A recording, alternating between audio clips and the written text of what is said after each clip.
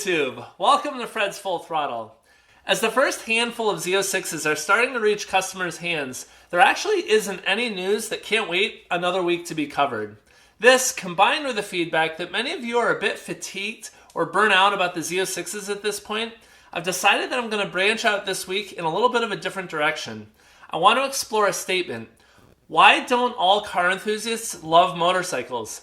This seems like it would be a natural extension of people's love for cars, but it's not. The reverse, though, is frequently true from my experience. Drive around in a sports car, and if you're at a stop or at a gas station and you see a motorcyclist, you'll often get a thumbs up, a wave, or a conversation about your car. Lots of motorcyclists are gearheads through and through, no matter how many wheels your vehicle has. I thought it would be fun to explore this a little bit, so grab a snack, maybe something to drink, and let's talk about this a little bit more. Now, before we get into the bikes directly, it helps to understand some of the factors that car enthusiasts love about cars.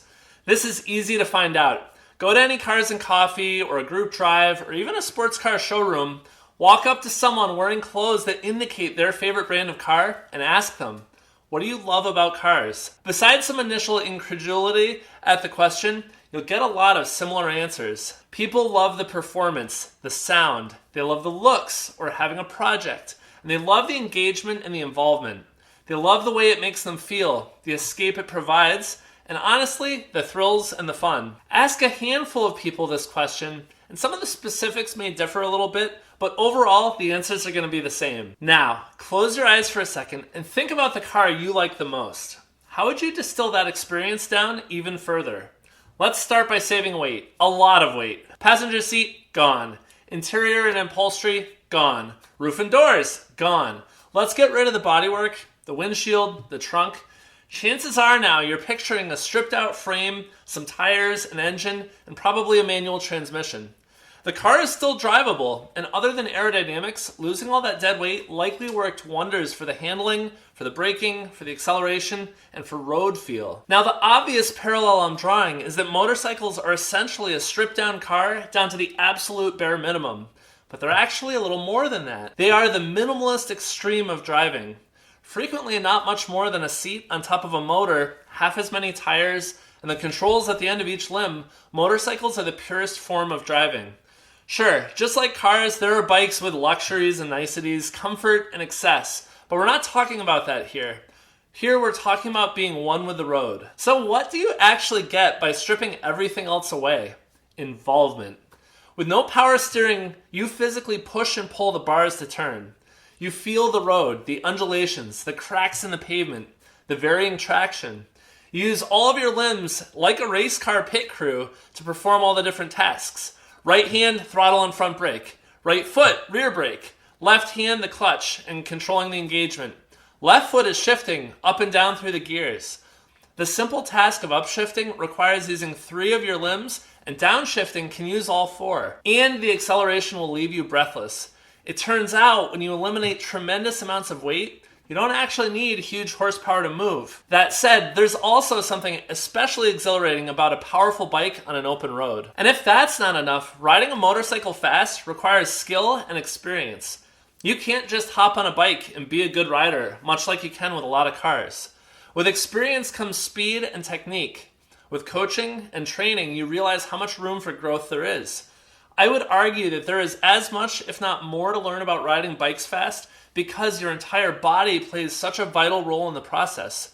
Motorcycling, and especially track riding, is a skill-based endeavor. But that's not even the best part of motorcycling. Motorcycling puts you outside. You smell the air. You feel the temperature changes as you gain or lose elevation. To turn, you're leaning your whole body. The sound of the world is around you. Not just the sound of the bike, but you can hear all the birds, the rush of a river, the murmur of leaves and grasses as you swoosh by. Your view is unobstructed in all directions. As many motorcyclists say tongue-in-cheek, you're uncaged in every sense. Now, for anyone who loves spirited driving, there are few experiences more engaging than riding a bike on a windy back road in the mountains. But wait, it gets even better. Bikes are cheap compared to cars. Used bikes are hella cheap. They're pretty easy to work on. There's a huge aftermarket to make any bike into whatever you want it to be. And bikes depreciate like a stone, but then stabilize so you can buy and sell bikes and really not lose much money. Heck, on my last bike, I made $2,000 over 2 years I owned it and then came out ahead. You can buy, own, and maintain a fleet of bikes for the cost of one modern sports car. So it seems like the perfect fit for car enthusiasts. What's not to like? You've got the performance, the involvement, and a fantastic price. So why aren't all car enthusiasts also bike enthusiasts? Well, it turns out there are more than a few reasons. The first and the most obvious one is safety. In a world of people seemingly getting worse and worse at driving, you no longer only have to worry about people who are just bad drivers. You have to worry about people who are texting and are distracted drivers. Bikes offer zero protection in a crash. You need to be super aware and alert at all times. You need to anticipate how everyone around you might react or what they might do, and even you can't control everything, and there are risks you can't eliminate. Safety is one of the biggest reasons people stop riding or don't ever try riding a bike to begin with. Up next, comfort. As an adult, I was able to afford bikes way before I could afford sports cars. Those all-day rides on back roads are amazing until you realize that you're spending those hours all in that one seat. Many performance bikes have minimal padding in the seat, especially for passengers, and are uncomfortable even just sitting still. Tack on several hours, the heat of the engine radiating up over you, the changes in the weather, bugs and debris from the road hitting you constantly. More than once, I've felt strong jealousy when I pull up to a scenic viewpoint on a bike. There I am in my bug-spattered gear, sweating profusely, stretching my weary arms and legs, only to see somebody hop out of their car, sprightly, full of energy, snap a picture, and jump back in refreshed. Owning my Corvette has been a realization in this regard. No special clothes needed, no helmet and gear strapped onto me. Slightly too hot? Turn up the AC. Even better, turn on those ventilated seats. Sip some water or listen to music or the engine, and all while sinking deeply into the amazingly comfortable, perfectly bolstered leather seats. And let's be honest, many of us aren't in our 20s anymore. I weigh a bit more, okay, maybe a lot more. I'm not as flexible. I get sore if I sit still for too long. Getting on a bike alone is a bit challenging, much less riding a bike for long periods of time. Age doesn't tolerate discomfort too well, and none of us are getting any younger. Similar to many sports cars, bikes are also generally very specific to a task. Go faster on a track, be great at touring and cruising, carry a passenger and some gear, or be nimble on the city streets. However, in a car, there's frequently a lot of overlap into other areas, such as my C7 Grand Sport happening to be great on the track, but also able to be comfortable and carry quite a bit of luggage. Bikes frequently are a lot more limited in that crossover ability. Sure, you can do a long trip on a sport bike, or carry a passenger on a naked bike, but they usually aren't great at either of those things. So it means you have to pick only one or two things the bike is great at, and then compromise on everything else. There's also a lot of other little reasons. Bikes usually aren't so comfortable for passengers. Try carrying more than a backpack worth of gear with you. Not so easy. Weather can make or break your day. Getting caught in the rain is the worst. Bikes are unforgiving to ride, and they also aren't as visible to other drivers as a car is. All of this adds up to a hard sell for a lot of drivers. Despite the very high highs, bikes also have much lower lows. Polarizing doesn't even begin to cover it. Fred's take. So the idea for this video has been kicking around in my head for a while. I started riding motorcycles pretty early in life, around 10 years old, and at 39 now, I've owned 11 different bikes and have ridden upwards of 50 different bikes. I was a No Fear sponsored motocross rider throughout college and spent the better part of a decade doing track days on sport bikes. I've ridden insane off-road trails and spent 10 plus hours straight riding across several states in one shot. In short, bikes have been and will continue to be a big part of my life. I got into on-road bikes because for the longest time I couldn't afford any fun cars. When I finally could afford to own nice cars, I sold my bikes, being totally in love with cars.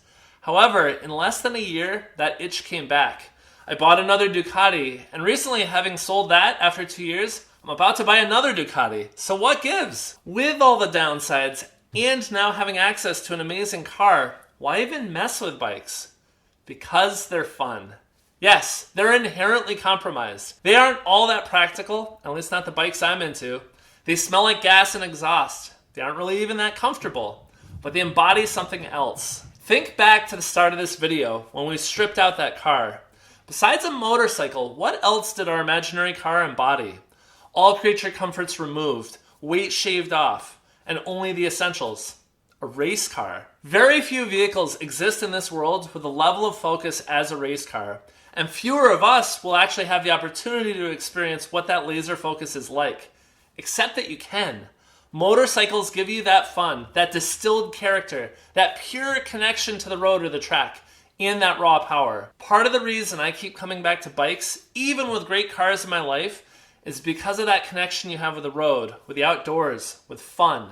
They're inherently compromised, but they're worth it all the same. As I've gotten older, I've mitigated many, if not most of those downsides. I never ride near a city, instead heading as far away as I can from others. I ride on the track, doing track days. I always wear all the gear, all the time. ATGAT, as riders call it. I've taken instruction in riding courses to improve my ability, and that also improves my safety.